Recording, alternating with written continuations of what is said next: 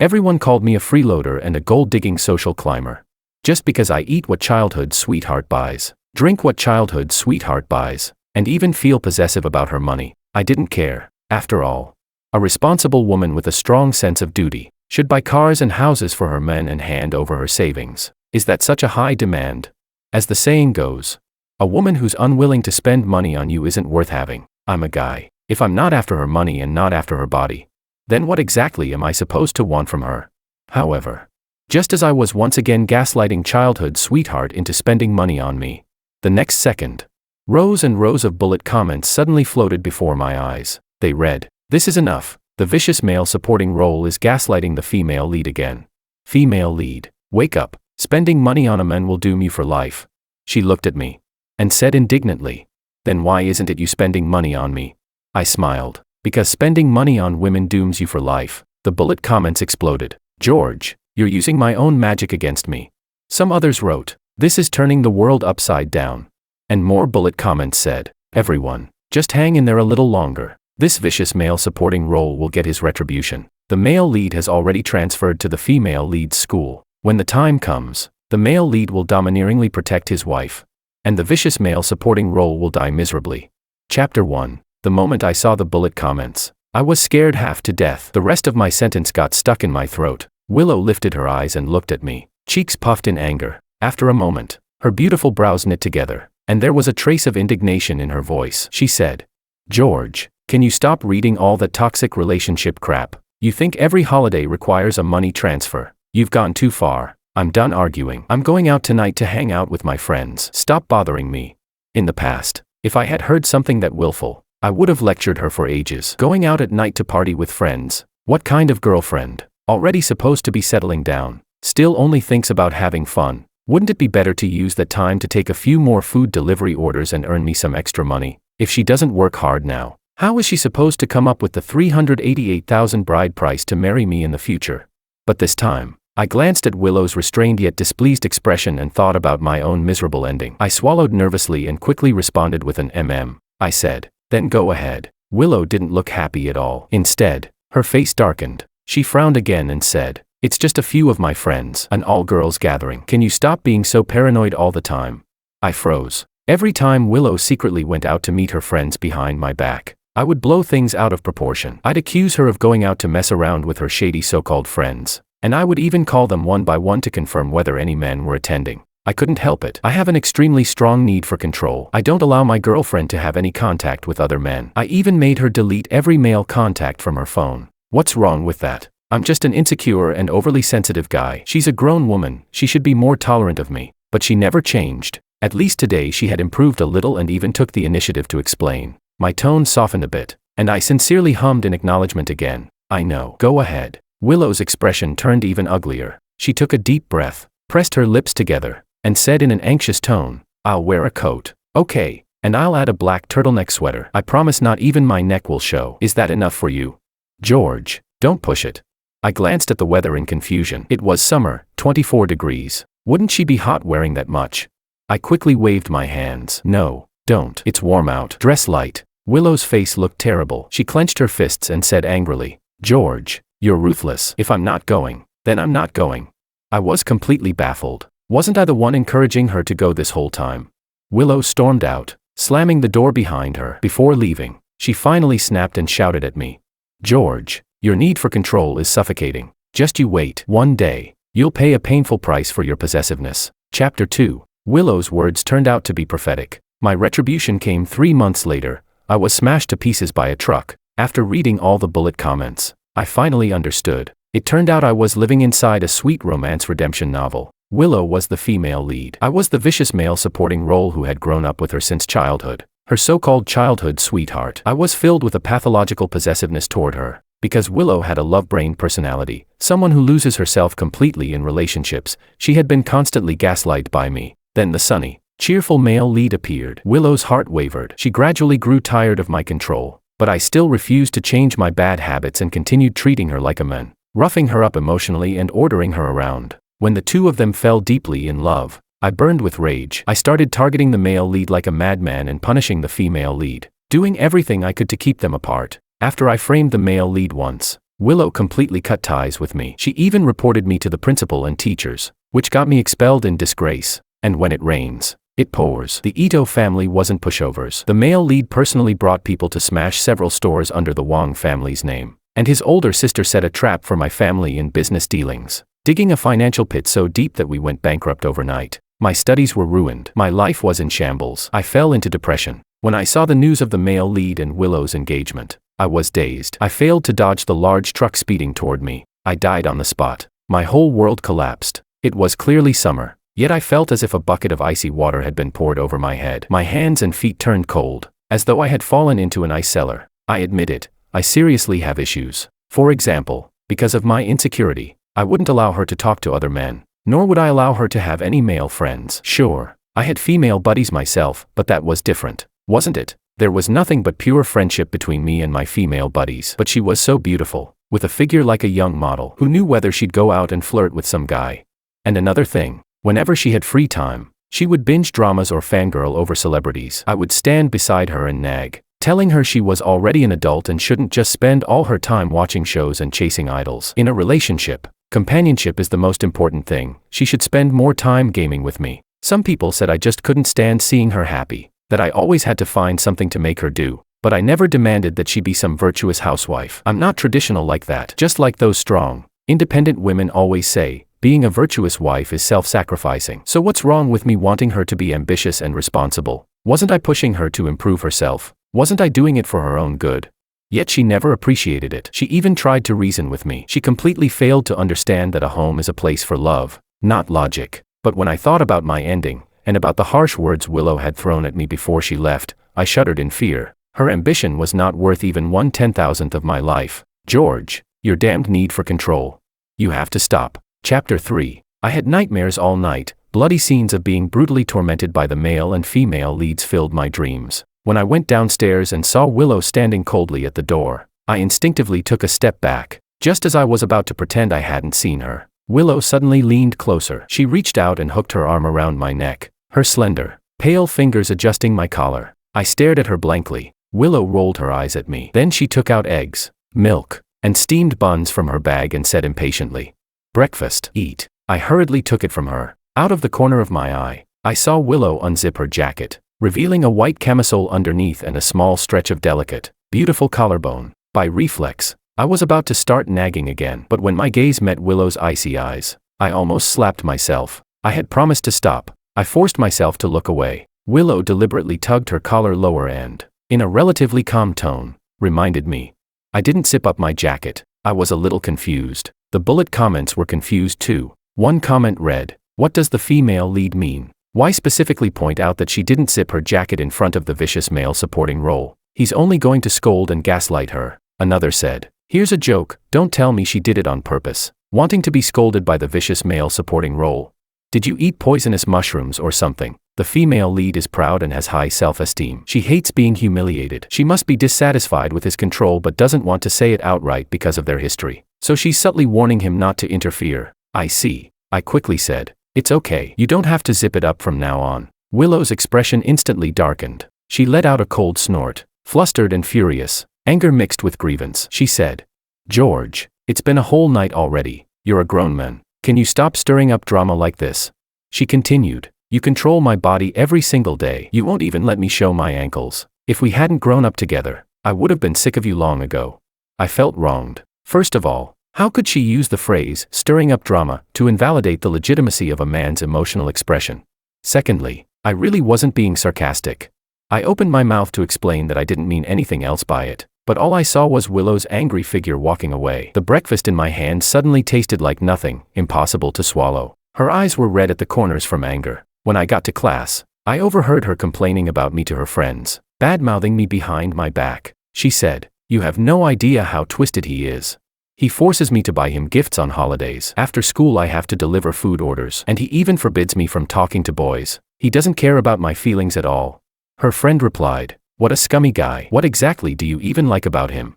Willow pressed her lips together and said, "In other aspects he's fine. He doesn't smoke or drink, and he cooks pretty well." Her friend shot back, "Sis, can you stop being so love-brained? Is not smoking, not drinking, and knowing how to cook that rare? Maybe such men are hard to find." But which girl can't do those things? At the end of the day, even the most outstanding man is just an average woman. But the very next second, a boy interjected.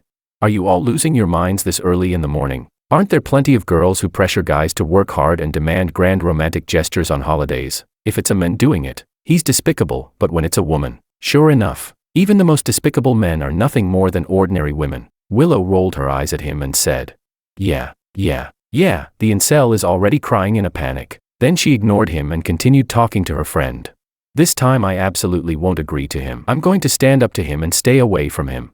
Suddenly, one of her close friends came up with an idea for Willow. Chapter 4. Willow. That transfer student Makoto came to the party yesterday. He's a rich second gen and handsome too. Since you're going to distance yourself from George anyway, why not sit with Makoto? Willow frowned and fell into thought. The bullet comments erupted in cheers. The male lead has finally appeared. Sweet romance incoming. This is where the vicious male supporting role starts disliking the male lead. Right, he'll try everything to keep them apart, but the female lead will slowly fall for him anyway. In the end, she'll take the initiative to sit with the male lead, and they'll show off their love in every possible way, making the vicious male supporting role look like a total clown. I lowered my eyes and thought, sooner or later, Willow and Makoto would become seatmates rather than be forced away. I might as well take the initiative, at least that way. Willow wouldn't hate me even more. I walked up to Willow. She gave a careless snort and said, George, you heard that, right? I have plenty of options. You're not important. You'd better behave and stop controlling me otherwise. But in the very next second, Willow's expression changed drastically. I hadn't had the appetite to eat breakfast. Suddenly, my blood sugar dropped, my legs gave out, and I crashed to the floor. In my hazy state, I heard Willow's remorseful voice. George, I was wrong. Don't scare me. When I opened my eyes in the infirmary, Willow was sitting by my bedside. There were dark circles under her eyes, and her pale face looked exhausted. She pinched my arm hard, biting her lower lip. Anxious and angry, she said, George, you're awful. You skipped breakfast on purpose just to punish me. Do you even know that hypoglycemia can kill someone? I'm not going to let you manipulate me with such vicious, low, disgusting tactics.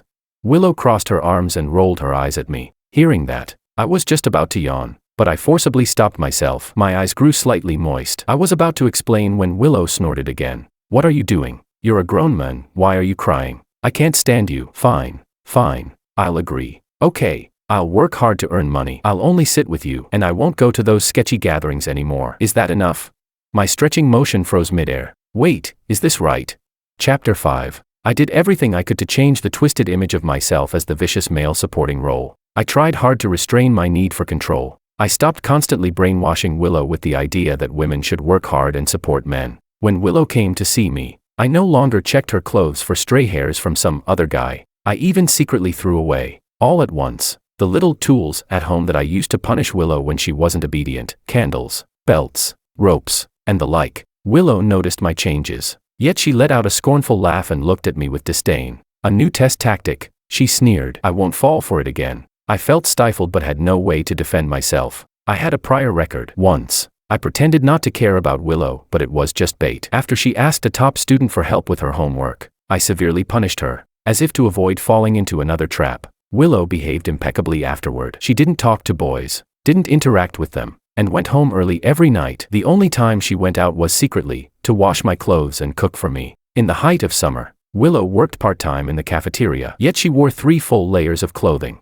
covering herself from head to toe. The only exposed part was her flushed cheeks, damp with sweat. Moisture clung to her long, thick eyelashes. Her gentle brows and eyes were soaked in a humid red tint. Already strikingly beautiful, Willow now looked even more alluring. At noon, when it was time to get food, the cafeteria was stifling. Willow was drenched in sweat, so overheated she seemed dazed. Her friend urged her to quit. She refused. I don't want to disappoint George. Her friend told her to take off a few layers. She refused again. If I do, George will scold me. Willow shook her head. Watching her endure the sweltering heat, I was overwhelmed with guilt. I realized just how excessive I had been before. No wonder Willow would eventually choose the male lead. I walked up to her and softly tried to persuade her. Willow, your clothes. My words were abruptly cut off. She puffed up in anger. 3 layers still aren't enough. George, don't push it. I froze and quickly tried to explain. Just then, a tall boy, 188 centimeters, wearing a luxury watch and designer brands, suddenly appeared beside Willow. His tone was filled with disgust as he stood up for her. George, are you a fucking animal? What kind of man makes a woman do all this work? I seriously look down on you. If you can't even provide for your own woman, then step aside. There are plenty of better men who'll treat her right. My gaze landed on the man's fair, clean-cut face. The bullet comments flickered excitedly, reminding me. This was the male lead. Chapter 6. The bullet comments flooded in. Ah, the male lead cutie has finally appeared. Starting off with a redemption scene, won't the female lead be so moved she'll devote herself to him? He's seriously so handsome. The vicious male supporting role thinks no one dares mess with him because of his family background, but our male lead isn't afraid at all. Another comment read, damn it, the female lead has been bullied so badly by the vicious male supporting role lately. Male lead, hurry up and ruthlessly teach that scumbag a lesson. Protect our baby. Willow lifted her eyelids and glanced at Makoto, who had appeared out of nowhere, as if sizing him up. Makoto turned around and greeted her with easy familiarity. Willow, you've been busy so long and haven't eaten yet, right? How about this, would you do me the honor of letting me treat you to a meal? He curled his lips into a faint smile. For no reason, discomfort rose in my chest, but Willow nodded and casually adjusted her clothes. In a soft voice, she said, sure, but maybe some other time. I've been working a lot of part-time jobs lately. I still owe George $500 from last month. Makoto frowned. You owe him money? Willow replied. Yeah, I only made $2,500 last month. I was short $500, so I owe him $500. Makoto stared in shock. You earned less money, so that means you owe him. Willow nodded, her expression serious. Of course, he told me that the money I earn for him is his money. Since it's his money, if I didn't earn enough, doesn't that mean I owe him? A bullet comment flashed by. Bro, which philosopher did this quote come from? Makoto's brows knitted tightly. He looked at me, grinding his teeth. What the hell is this? You're seriously a beast. Anger surged up in me instantly. I took a deep breath and looked at Willow, speaking word by word. I will never force you to be ambitious again. If you want to lie flat and slack off, that's your choice. Willow froze for a moment. Then she pouted. I just talked to a guy for a second. He only invited me to eat. Was that really necessary? Forget it. I just won't go. Okay. After saying that, she turned to Makoto, her expression cooling. My husband is upset. Forget the treat. You should go. Makoto shot me a vicious glare, clenched his fists unwillingly, and left resentfully. Willow threw herself into my arms, rubbing against me, her voice tinged with a hint of coquettish sweetness. You're so domineering. I just spoke to a boy and you got this angry. I pressed a hand to my forehead, a headache forming. Chapter 7. No matter how much I explained or tried to clarify, Willow believed I was testing her, so I stopped interfering with her altogether. Yet Willow did the opposite of what I expected. She restrained herself, worked hard exactly as I used to demand, and kept herself strictly proper. If this had been before, I would have laughed in satisfaction, pleased that I had finally trained her well. But now, I felt restless, as if a sword of Damocles were hanging over my head at all times. In the original story, it was precisely because my need for control intensified day after day that I monitored Willow more and more strictly. Under that kind of high-pressure environment, coupled with my constant attempts to stop her from secretly meeting the male lead, Willow eventually developed hatred toward me, and in the end, decided to destroy me. And lately, I don't know if it's just my imagination, but it feels like Willow has grown increasingly dissatisfied with me. The looks she casts at me in secret seem especially gloomy, resentful and full of grievance. So when the male lead, Makoto, secretly came to see Willow, I pretended not to notice. In reality, I turned on the surveillance camera. Makoto leaned closer to Willow. Willow immediately stepped back to maintain distance and stared at him coldly. Makoto looked a little awkward. He took out a cup of milk tea and said ingratiatingly, "You wouldn't let me treat you to a meal. Surely you won't refuse a cup of milk tea." They were classmates, after all, and Makoto's family, if you traced it back, had quite a bit of history with the Liu family. Willow hesitated and said shyly, "It's not that I'm refusing, it's just that George and I have been in a cold war lately. It's so annoying." Her tone sounded rather aggrieved. Makoto frowned and asked considerately, "Does he treat you badly?" That question hit the mark. Willow's eyes instantly reddened, as if a floodgate had opened. She began complaining. "George is a possessive freak. He controls me so strictly, and lately his demands have become more and more excessive. No matter what I do, he's never satisfied, and he keeps giving me the cold shoulder." Makoto smiled faintly with satisfaction. He moved closer to Willow and patted his shoulder. "It's okay, Willow. If you feel wronged, just cry it out. You can lean on my shoulder." Willow leaned against Makoto's shoulder and burst into tears. "Isn't what I've done enough? I don't talk to boys. I keep my distance from other men. Every day I seriously study the manipulative, duck soup relationship quotes he shares with me. He even once said that where money goes, love follows, so I work 3 jobs every day just to earn money for him to spend. But he won't even directly tell me what I did wrong." "Fine, whatever. But he doesn't even use belts or candles to remind me anymore, and he even took away my favorite handcuffs. Don't you think he's going too far? He must think I don't dare resist him. In his eyes, I'm not even as good as a dog. Tears streamed out of her eyes, and sobs like a resentful wife trembled in her throat. Makoto fell into a strange silence. He quietly clenched his fists, took a deep breath, and forced out a smile. Willow, this is a new era now. What George is doing to you is oppression and exploitation, feudal leftovers. It's wrong. You can resist him. You don't have to endure his bullying. Willow lifted her eyes blankly, as if she had never heard such words before. The bullet comments flickered rapidly. Some bullet comments read, "Oh my God, it's the redemption-type male lead, we're saved." Others commented, "So touching, the female lead lived to 20. And finally someone woke her up. She can finally resist the vicious male supporting role's twisted exploitation. From this moment on, she truly realizes that demanding others spend money on him in the name of love, making them support him, that's oppression and exploitation. That's gaslighting." However, there were also bullet comments that said, "LOL. So you people do know that's called oppression and exploitation." Makoto wrapped one arm around Willow's shoulder tenderly and held her hand with the other, speaking in an encouraging tone. "Willow, fight back. Tell him loudly, you're a person. You don't want to be his dog. Don't worry. I'll be your strongest support." Willow hesitated. Makoto looked confused and cautiously probed. "George treats you like that. You're not actually thinking of being his dog, are you?" Chapter 8. Everyone in school knew that what Willow hated most was being disciplined day after day by me, her childhood sweetheart. She once said, if she could escape my control, she would rather die. So without hesitation, she replied to Makoto, "Do I look like some cheap, pathetic person to you? You're right. This is a new era. George can't control me. I'm going to resist."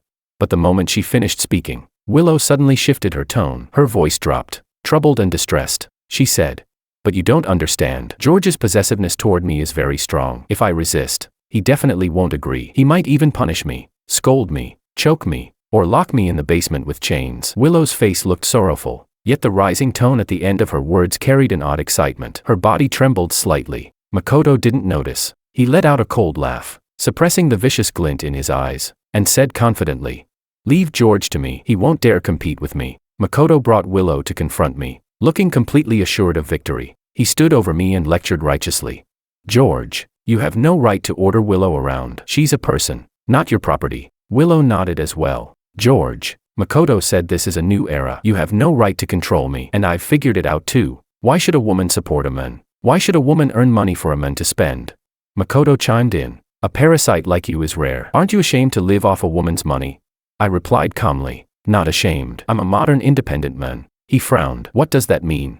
I answered, "Because being an independent man doesn't mean independently earning money." The bullet comments exploded instantly. The entire screen filled with lines like, "Defeat magic with magic," and "Willow looks as helpless as a man." Willow bit her lip. "George, can you stop being unreasonable? I'm telling you, if you don't want to break up, then you're not allowed to break up." I cut her off calmly. Willow and Makoto both froze. No one knew that inside, I was laughing like crazy. The thing that had troubled me for so long was solved by Makoto in just a few sentences. If I'd known it would be this easy, the male lead should have shown up sooner. Makoto looked at me suspiciously. "George, are you really agreeing to break up with her and set her free?"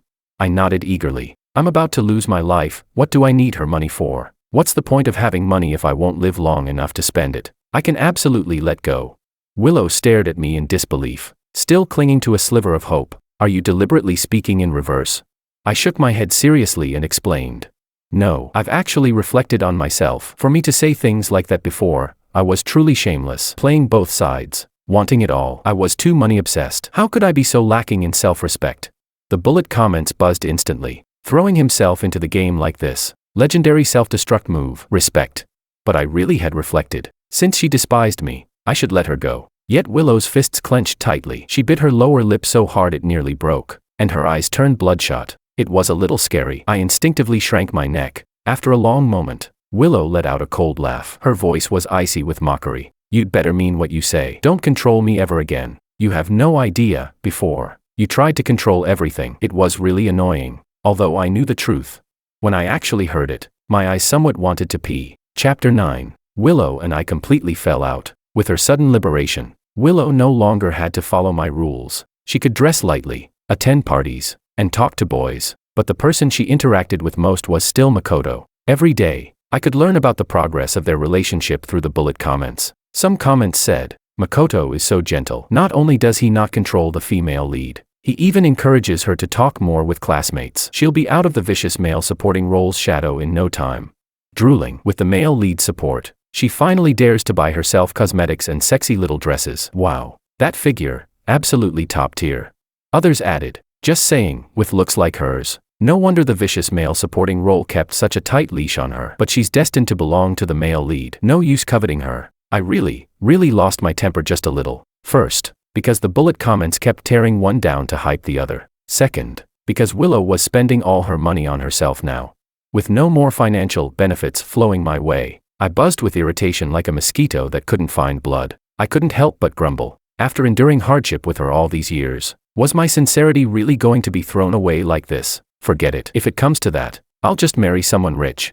While muttering curses under my breath, I accidentally bumped into someone. When I looked up, I froze. Clear eyes, delicate features, tall figure, the kind of presence a professional model would have. Then my gaze dropped to her plain, outdated outfit. The top was loose, sagging, and covered in pilling. The skirt was wrinkled and sloppy. I frowned deeply, disgust written all over my face. That twisted, warped mindset of mine surged up again. Dressed like that, clearly some broke nobody. Guys, who gets this? How do you politely let a woman know that if she has no money, she shouldn't come near me? And she just happened to bump into me, obviously trying to fall into my arms and take advantage of me. Isn't that sexual harassment? What a turn-off. But then I reconsidered. With that kind of looks, did she really need to harass me? For a moment, I genuinely couldn't decide. After hesitating for a while, I asked her directly. The woman was stunned for a second, then laughed softly and shook her head. Her attitude was so gentle that, as the vicious male supporting role, I couldn't help but push further. I immediately lectured her. Even if you didn't sexually harass me this time, you'd better be careful. Don't go harassing other people. Haven't you studied law? Lawyers have said that whether something counts as sexual harassment depends on the victim's feelings. The woman blinked and nodded obediently. Could you teach me? Then, maybe we could exchange contact information.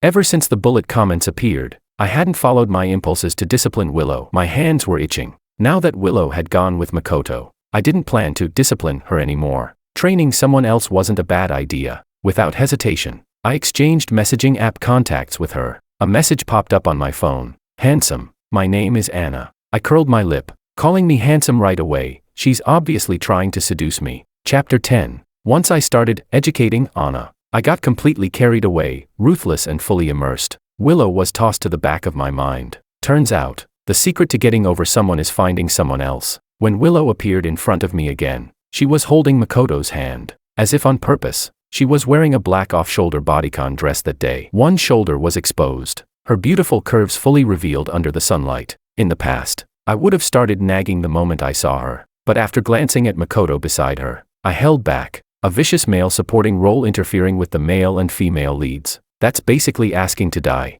I had promised Willow I would never discipline her again. Besides, she and the male lead had been entangled for so long by now, whatever was supposed to happen had probably already happened. What was there left for me to dwell on? I lowered my head and walked past her as if I hadn't seen anything. Willow's expression instantly darkened. She suddenly sneered. George, you've become well-behaved lately. If you had been this sensible before, how could I possibly have left you? Willow hated me. That was an undeniable fact. Makoto shot me a resentful glare. Then, for some reason, he tilted his head slightly, as if showing off. George, Willow and I are together now. You're not so petty that you can't even congratulate us, right? My expression turned cold. I had endured hardship with Willow for over 10 years. Makoto got her in just a few weeks. If I said I wasn't angry, that would be a lie. I looked at Willow. She suddenly straightened up. Her expression shifted from irritation to calm anticipation, as if she were waiting for me to explode like a clown, lose my temper, fight Makoto, and try to reclaim her as if she were property. But suddenly, I didn't feel angry anymore. What's the point? I'm tired. My indifference seemed to irritate Willow. She pressed her lips together. Then, as if acting out of spite, threw herself into Makoto's arms and embraced him intimately. Makoto looked flattered and immediately wrapped his arm around her, shooting me a smug glance. Willow lifted her head to look at me, only to realize that my gaze was fixed straight ahead at her chest. Confused, she followed my line of sight downward. Her neckline had shifted slightly open, accidentally revealing a small patch of pale skin. Willow's face turned instantly panicked, helpless, alarmed, because of my former, almost pathological need for control. Behavior like this in the past would have led to the harshest punishment. No matter how bold she once was, she had never dared to provoke me like this. Makoto seemed to notice her unease, but he simply continued playing the perfect, warm-hearted male lead, encouraging and praising her as usual. Be more confident. You look sexy like this. I like it. I raised an eyebrow, completely indifferent. If you like it so much, then look as much as you want. The anxious tension on Willow's face drained instantly of all color, turning deathly pale. Chapter 11. Willow looked up at me in disbelief. She opened her mouth, but her voice came out strained and hoarse. George, what did you just say? I looked at her in confusion. I couldn't understand why she was wearing the expression of an abandoned little animal. Patiently, I repeated myself. Willow's face turned ashen. She hurriedly tried to explain. George, that's not what I meant. I was just acting out of spite. I just wanted to make you jealous. I raised my hand to stop her anxious words. Sighing, I said, at this point, does it even make a difference? You know what they say, when a woman doesn't value herself, she's like spoiled cabbage. Willow froze in place, as if she had been left standing in a snowstorm. Just then, Anna sent me a message. Husband, is it okay if I only wear this at home? Immediately after, she sent a photo. She was dressed lightly, wearing nothing but a pink cherry blossom apron wrapped around her body. Anna's figure was far better than Willow's. The apron looked one size too small on her, barely covering anything, as though certain parts were about to spill out from underneath it. I felt my irritation spike. My fingers flew across the keyboard. If someone sees you dressed like that, what then? Absolutely not. Take it off right now. Anna replied with a pitiful little oh. She added, if you're not here, I'm wearing it like this unless you come back immediately. I took a deep breath and immediately turned to leave. Damn it, I'll deal with her when I get back. Willow grabbed the corner of my sleeve, still explaining in a small, pitiful voice. Tears clung to the corners of her eyes, threatening to fall. Damn that fragile look. For a moment, I felt like she might shatter. In the past, whenever I was about to punish her harshly, Willow would put on exactly this expression, and every time, I would lose control and soften. Belts, melted wax, I could never bring myself to actually use them on her. Willow had always known exactly how to exploit my weakness, but now, I had neither the mood nor the interest to comfort her. Without hesitation, I pried her fingers off my sleeve. Sorry, we'll talk next time. Willow stood there in stunned silence, staring blankly at the sleeve I had brushed away. Makoto shot me an annoyed look, then he wrapped an arm around Willow's shoulders and comforted her gently. Willow, George is just a parasitic kleptman, selfish and materialistic. What you two had was never love. Love is feeling indebted to someone, wanting to spend money on them. But he made you spend money on him. Willow, wake up, look forward. You still have me. I'll protect you for the rest of your life. I'll let you spend all my money. The bullet comments appeared right on cue. Some of them read, being love-brained is a man's best dowry. The vicious male supporting role should learn something. Stop only knowing how to take and demand. Others argued back, right. Love means always feeling indebted and wanting to spend money on the other person. So if the female lead loves the male supporting role, then spending money on him makes perfect sense. No problem there. More comments followed. The male lead is really rare, such a textbook guiding partner. He redeems and uplifts the female lead, slowly helping her walk out of the shadows. Unlike the vicious male supporting role, who only treats her like a dog he can order around. Sigh. How can I meet a man like that who'll uplift me too? She must be so moved right now. Male lead. Hurry and confess. You'll definitely win her over instantly. Another comment floated by. The female lead has strong self-respect. After being humiliated like that by the vicious male supporting role, she'll definitely cut him off completely. From now on, she'll feel nothing but pure disgust toward him. Makoto, as if he could see the bullet comments himself, couldn't suppress the smug smile curling at his lips. He said, Willow, actually, I've liked you for a long time. Since things have come to this, would you be my girlfriend? He added, as long as you agree, I'll put the house and the car under your name alone. To be honest, if we were being precise, although Makoto's family background was good, his family was strict with him. His personal finances weren't generous at all. He looked well off, but he was actually rather tight on money. That was why, in the original story, I had dared to target him again and again. Willow stared at Makoto coldly. Makoto was startled and forced out an awkward smile. What's wrong, Willow? He's just a kleptman living off you. There's no need to hold on to him like this. Willow suddenly let out a soft laugh. The next second, smack, her palm landed sharply across Makoto's face. Her eyes were red, her voice trembling with emotion. You disgusting man. Who said I was dating you? Who gave you permission to lie to George? Be your girlfriend. Who do you think you are? You think you're worthy? Makoto's pupils contracted sharply. Chapter 12. I rushed home in a panic. Anna was already half kneeling at the entrance, looking up at me, her gaze gentle as water. Husband, you're back. I yanked off my belt and, fuming, started disciplining her. Several red marks instantly appeared on her delicate skin. Anna's brows knit slightly. She lowered her eyes, muffled sounds escaping her throat in broken fragments. I was startled, thinking I had hit too hard. I quickly crouched down, only to catch a glimpse of her tightly pressed lips and flushed, delicate face, covered in a thin sheen of sweat. Her expression was filled not with pain, but pleasure. She looked at me in a bewitching way and said, "Husband, I'm sorry. I don't understand the law. I sent you inappropriate photos and harassed you. You should punish me a few more times." My vision went dark. It felt like I had rewarded her instead. When I opened my eyes again, the bullet comments, now calmer before, were flying wildly across the screen. They read, "Sisters, what is going on? Has the plot collapsed? The female lead actually slapped the male lead and wants to cut ties completely. You're only noticing now. I felt something was off for a while. Ever since the vicious male supporting role stopped disciplining her, the female lead hasn't smiled once. She's been walking around with a sour face like someone owes her 8 million. After he drew a clear line between them, it got even worse. To be blunt, she looks like a resentful wife abandoned by her husband. I don't care about the rest, but I just left to check another channel for 2 days. How did the vicious male supporting role end up hooking up with the male lead's cousin? That's the real clear-headed, powerful female lead, the Sioux family's eldest princess. How did she get written into this setting? Has this world gone insane? My eyes locked onto that last comment. Then I slowly looked at Anna's face as she knelt before me. She's the male lead's cousin. In the original story, she was the one who set up my family and caused us to go bankrupt overnight. I felt like the sky was collapsing. Anna was now gently massaging my legs, her expression devout. I quickly stumbled back a few steps, panic flooding my face. Anna looked at me in confusion. "Master, have I displeased you?" I stared at her deeply. Could I tell her that in the future she would ruin me overnight and leave me homeless? She would think I had gone insane. I forced myself to remain calm. I pulled out a stack of cash and threw it to her. "I'm just bored of this. You can leave." I shoved the door open and ran, stumbling and scrambling, so frantically that I didn't notice the darkness that flickered across Anna's eyes in that instant. Chapter 13. I hid away and forced myself to calm down for several days. My phone was flooded with messages and missed calls. All of them were from Willow, but I had no energy to deal with that right now, because Anna seemed to have gone insane. No matter where I went, I would see her, at any time, anywhere. She would suddenly kneel down, looking troubled and innocent as she told me, "Master, I don't understand the law again. Will you punish me?"